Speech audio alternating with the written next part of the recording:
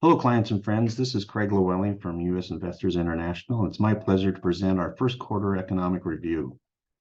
At our firm, we partner with clients and believe an educated client is our best client.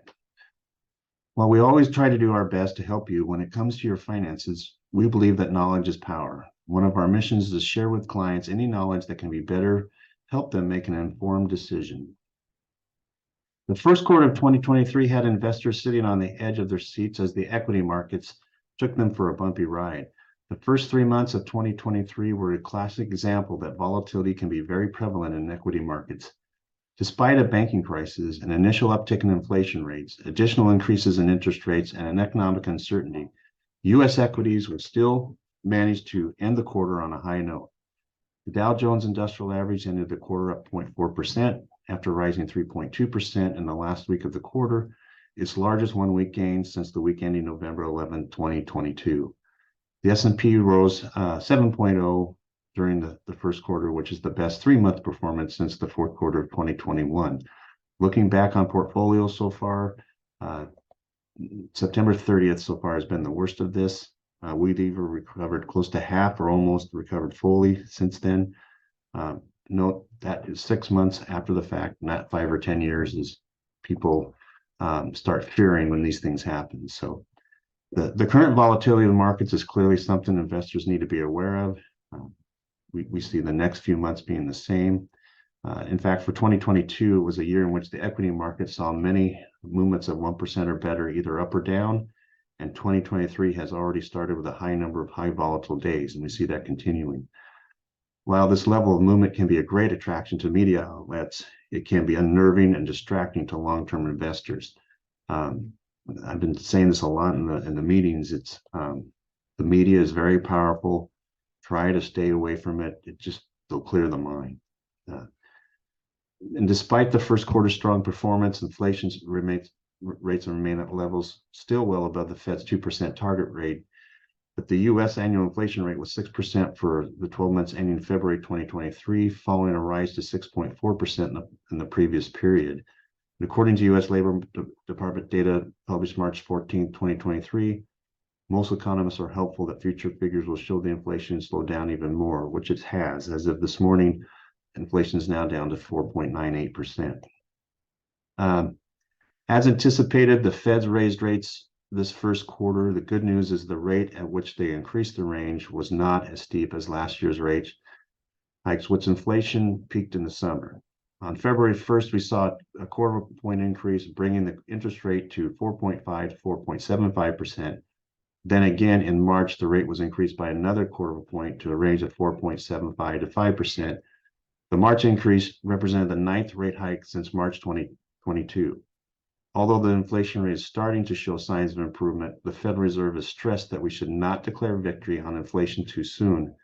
At their last session, they shared they will still expect to bring federal interest rates to 5.1% by the end of 2023, which means that they expect another rate hike before they pause. We see at least one more rate hike here, and they'll be meeting here in a couple weeks. As a reminder, the inflation went from 6.4 in January down to 6 in February, and now sitting at 4.98%. Treasuries also took a hit with the shutdown of Silicon Valley Bank, the biggest bank failure since the financial crisis, which triggered many investors to run for cover and safer assets, such as government bonds. On the Monday after the Silicon Valley Bank collapse, the 2-year Treasury yield posted its biggest 3-day drop since the aftermath of 1987 stock crash on October 22nd, 1987. The benchmark 10-year Treasury note yield fell, settling at 3.543%. However, the treasuries are still yielding favorable returns in this high interest rate environment, but the recent wavering was a good reminder that things can take a turn at any moment. As this chart shows, changes in interest rates affect treasuries, and for the first time in over a decade, investors can generate some reasonable interest on short-term securities like treasury bills and money markets. We were shopping treasury bills, treasury bonds, and money markets and CDs and doing the best in the short term. But with the debt ceiling discussion now coming, I'm a little leery on treasury bills and notes. So we've been just using CDs and money markets. But we are looking at, we can do short-term CDs. Your local banks aren't doing short-term CDs. They want you to go out 10, 11, 12, 15 months. We can get you the same rate in a very short period of time. We're not going out any further than 2 or 3 months, and then just keep rotating them. That's what you want to do right now in this rising rate environment.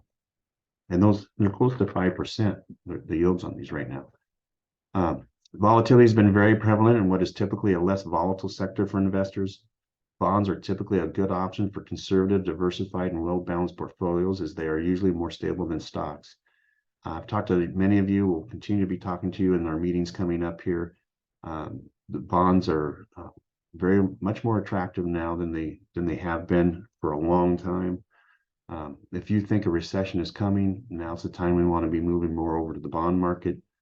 So we're going to be rebalancing. We've been in the process of that. We're going to continue to that. So we'll be exploring the bonds and how they can fit in your retirement accounts as we move forward here. Safety comes at a cost, and major banks are still averaging low interest rates to saver. Again, your local banks on CDs and money markets, we can do better in the brokerage accounts because we can shop those around. They're just not increasing those. They're not keeping up with the rate of the rise of the interest rates. According to Barron's, the average bank money market rate on April 4, 2023 was still only 0.32%, and the average 12-month CD was 1.61%. Still higher than a year ago, but they're still very low. And we can beat these through the brokerage accounts. Economic news remains mixed. Food prices are still increased, and geopolitical uncertainty is still a concern. However, the U.S. job market remains very strong, so there are bright spots to what's happening here. It's important, though, that as we move through the summer, we see unemployment moving up. I think you're hearing about a lot of jobs. People are laying off right now. We continue to see that going up. Inflation probably will continue to come down. But remember, on inflation, what the feds are tracking there is the CPI, is they're not including food and energy in that. So that's going to be a disconnect here.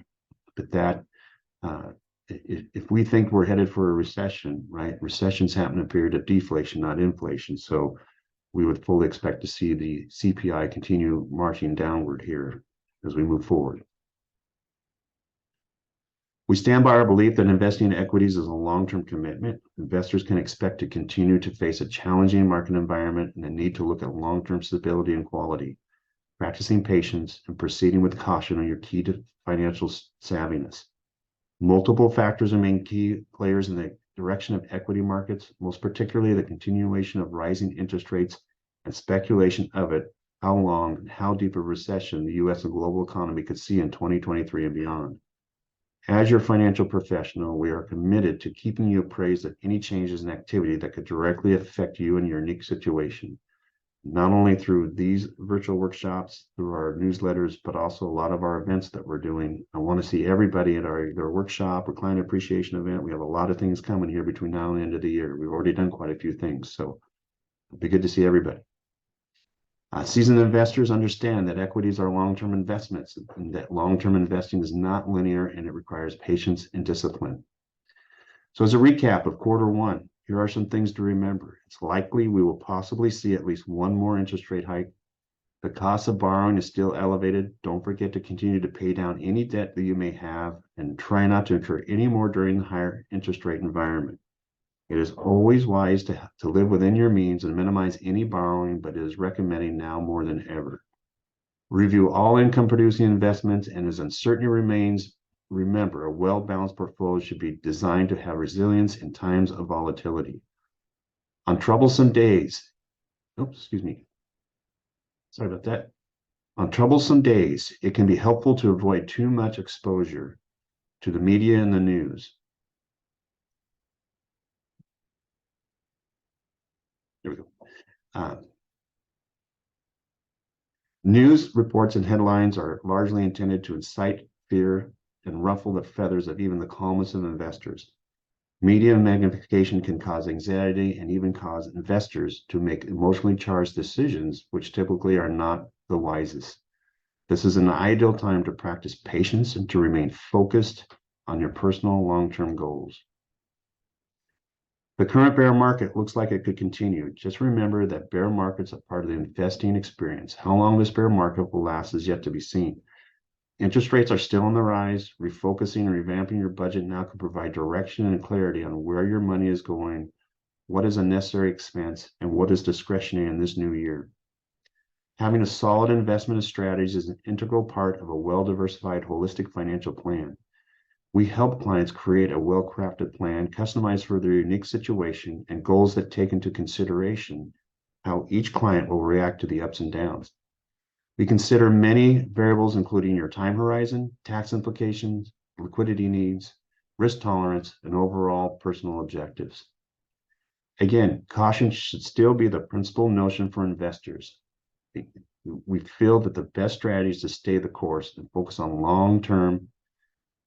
This thing keeps doing this. No,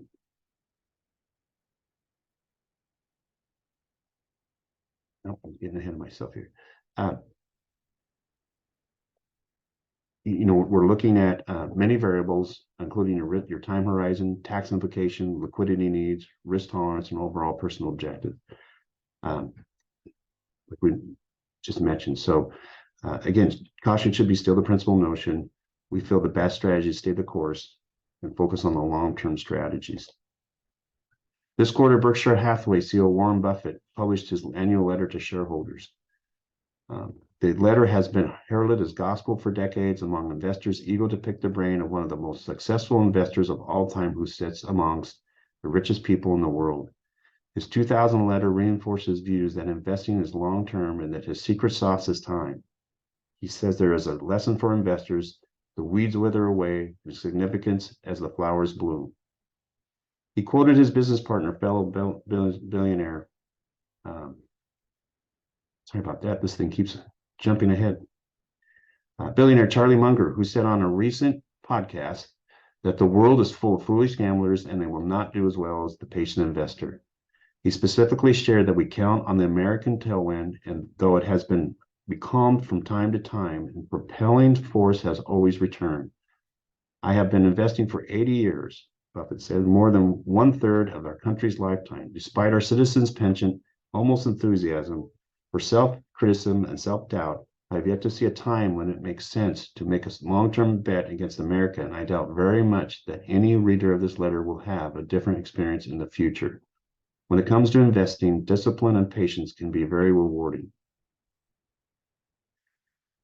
As always, we are grateful for our clients and appreciate the opportunity to be partnered with you in your financial journey. One of our goals is to help more people just like you. The best compliment is a referral. Some of our best clients were referred to us by existing clients. If you know of someone you think may benefit from our service, we would appreciate their contact information so we can add them to our distribution list to receive our newsletters, and so we can invite them to attend our presentations. Again, thank you for your business. One of our primary goals is to keep clients informed, and we appreciate you watching all of our updates. We'll continue to do these throughout the year, both on a regular basis and as the need arises, depending on the needs. Always remember, there's always a 20% chance of a geopolitical event any given year. So with that, I hope you guys, the weather is getting sunnier. Hopefully the market follows the weather here in the area. Hope you guys have a great week, and 87 degrees on Friday. I hope you enjoy that and have a